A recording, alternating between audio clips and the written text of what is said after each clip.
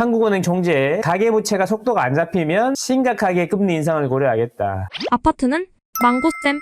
어떤 국회의원이 질문을 했습니다. 가계부채 억제를 위해서 왜 금리를 올리지 않느냐 그랬더니 한국은행 총재가 금융, 부동산 PF까지 고려를 해야 된다. 금리를 바로 인상하면 여러 가지 문제가 발생한다 이런 거죠. 제가 어떤 이야기를 했죠? 금리 정책이라는 게 물가, 금융시장, 경기 이런 것들을 다 고려해서 하는 건데 가계부채는 이 금융시장에 들어가는 거죠. 요거 하나만 보고 물가랑 경기를 다 죽여버릴 수는 없다. 또 물었습니다. 국회의원이. 가계부채 증가 대책은 그러면 없냐? 이창용 총재가 선정책 후 인상을 해야 된다. 선정책이란 건 뭐냐면 일단 금리를 올리면 부작용이 많으니까 일단 정책적으로 먼저 한번 해라. 가계부채 때문에 금리를 올리자니 경기라든지 다른 것들이 불안하고 금리를 내리자니 경기는 살아날 것 같은데 가계부채가 급증할 것 같아. 그래서 이러지도 저러지도 못한다고 말씀을 드렸는데 그래서 한국은행 총재는 이런 거죠. 일단은 정책적으로 먼저 해봐라. 대출 규제하라 이런 이야기죠. 그래서 그 정책이 어떤 게 될 거냐 그러면 대출 대상이라든지 대출 규모를 줄이게 될 것이다. 이런 이야기를 말씀을 드렸던 겁니다. 그래서 이제 50년 만기도 40년으로 축소하게 되고 특례 보금자리론 일반형도 줄였다는 거죠. 자, 그래서 한국은행 총재 이야기는 이런 거지. 루프홀이 있다. 법률이나 제도, 계약의 허점을 파고드는 게 루프홀이다라는 구멍이 있다라는 거죠. 가계 대출 규제의 핵심은 DSR인데 DSR을 피해가는 게 많다는 거지. 구멍이 너무 크다라는 겁니다. 그래서 빠져나갈 구멍이 자, 어떤 거냐면 제일 먼저 뭐예요? 50년 만기 대출이 있었죠. 그래서 50년 만기 대출을 축소하고요. 특례 보금자리론에서 일반형을 줄이고 대상을 줄이기 위해서 또 뭐 했어요? 7천에서 1억 사이에 있는 사람들 안 되게 대상을 줄이고 일반형 9억 이상은 또 없앴죠. 중요한 건 뭐냐면 사업자 대출이라는 게 또 있단 말이에요. 사업자 대출은 이게 좀 문제가 되는 게 뭐냐면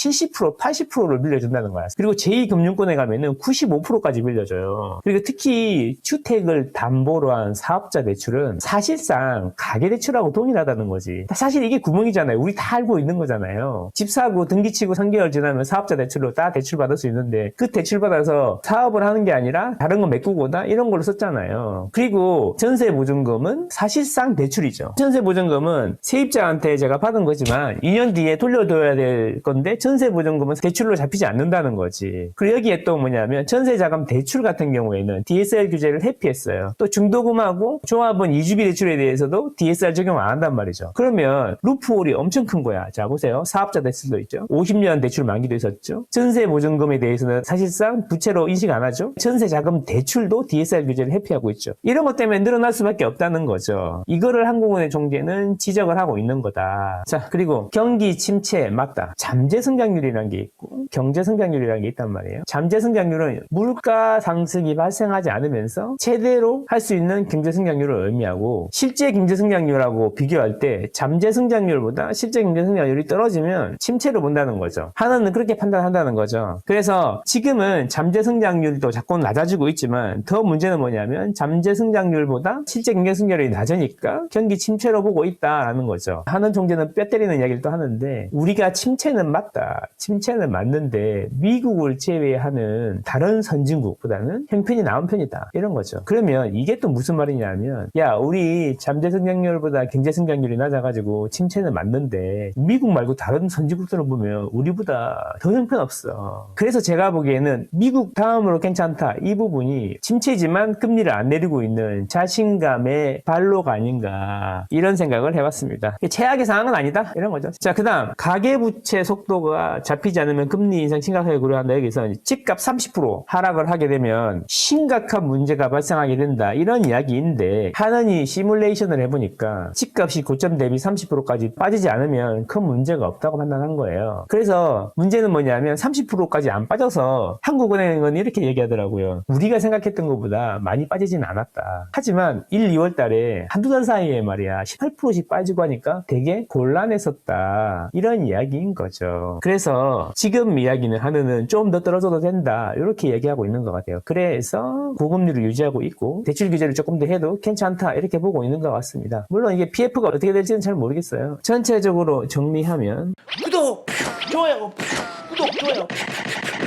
금리가 높은 건 사실이고 경기가 침체된 것도 사실이다. 문제는 그래서 금리를 내리고 싶은데 그러면 가계부채가 너무 증가해서 큰일 날 것 같으니까 금리를 내릴 수가 없다. 그리고 경기가 침체되었다지만 우리는 지금 상황이 나쁘지는 않다. 그래서 한동안 고금리를 유지할 생각이다. 그런 거죠. 그리고 문제는 뭐냐면 사실 금리를 올리면 수요가 줄어들게 되면서 집값이 내려가죠. 수요가 없다고 해서 집이 내리는 게 아니라 수요가 없는 상태에서 매도자들이 집을 급매로 계속 던지게 되면 이게 폭락을 하는 거예요. 자, 그러면 결국에는 집주인들이 급하게 던질 이유가 있냐 없냐 이게 키포인트라는 거죠. 그게 바로 역전세인데 역전세는 당연히 발생하겠지만 역전세의 강도도 약하고 미리 예견돼 있고 전세보증금 반환 대출까지 해준다고 하니까 이제는 집주인들이 느긋하게 기다리는 거죠. 이거보다 더 밑으로는 못 팔아. 팔라고 한 건 맞아. 근데 매물로 내놨는데 더 밑에는 급매로는 안 던지겠어요. 그러니까 지금 보합 행보를 하고 있는 거죠. 이런 부분을 잘 알고 있으면 다른 이야기들에 흔들리지 않는데 문제는 뭐냐면 계속 이렇게 가지만 실수요자들이 집이 오를 것 같다 판단하는 사람들이 더 많다고 했잖아요. 그럼 집을 사고 싶은데 대출이 안 되면 높은 가격이랑 못 사게 되는 거죠. 그러면 급등하기보다는 행보를 하게 될 거다 이런 이야기인 거죠. 근데 하락이라고 하는 사람들 수요가 없으니까 다시 급락할 거다 2차 하락이 올 거다 이렇게 이야기하는 거예요. 지켜봅시다. 매물이 든다고 집이 떨어지는 게 아니다. 근데 그 와중에 시장금리가 계속 올라가잖아요. 기준금리는 안 올리는데 국채금리가 급등하면서 시장금리가 계속 올라갈 것 같으니까 그 부분만 정부가 이게 누르고 있는 거죠. 정부가 누르고 있는데 이게 어디까지 될지는 잘 모르겠습니다. 저는 여러분과 여러분 가족의 행복을 응원합니다. 안녕.